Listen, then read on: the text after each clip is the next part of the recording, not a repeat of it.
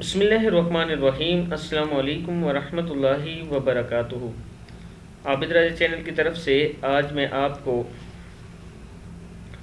ایسی پریشانی جس سے نکلنا ناممکن ہو جائے اس کے بارے میں یہ دو دعائیں بتاؤں گا۔ ایک تو اسم اعظم ہے، دوسری ایک دعا ہے۔ ان دونوں کو ملا کے کیسے پڑھنا ہے اور کتنی بار پڑھنا ہے یہ بتاؤں گا۔ اس سے پہلے میں اپنے تمام دوستوں سے گزارش کروں گا کہ چینل کو سبسکرائب کریں، بیل آئیکن پہ کلک کریں تاکہ ڈیلی ویڈیو آپ لوگوں تک پہنچ سکے۔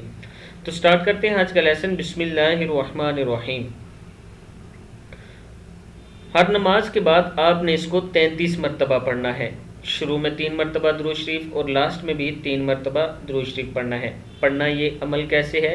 یا حی یا قیوم لا الہ الا انت سبحانک انی کنت من الظالمین۔ پھر سن لیں، یا حی یا قیوم لا الہ الا انت سبحانک انی کنت من الظالمین۔ یا حی یا قیوم لا الہ الا انت سبحانک انی کنت من الظالمین۔ صدق اللہ العظیم۔ اس عمل کو آپ ایسے پڑھتے رہیں ہر نماز کے بعد 33 مرتبہ، انشاءاللہ آپ کو اس کا بہت زیادہ فائدہ ہوگا۔ اس ویڈیو کو آپ نے آگے ضرور شیئر کرنا ہے۔ السلام علیکم ورحمۃ اللہ وبرکاتہ۔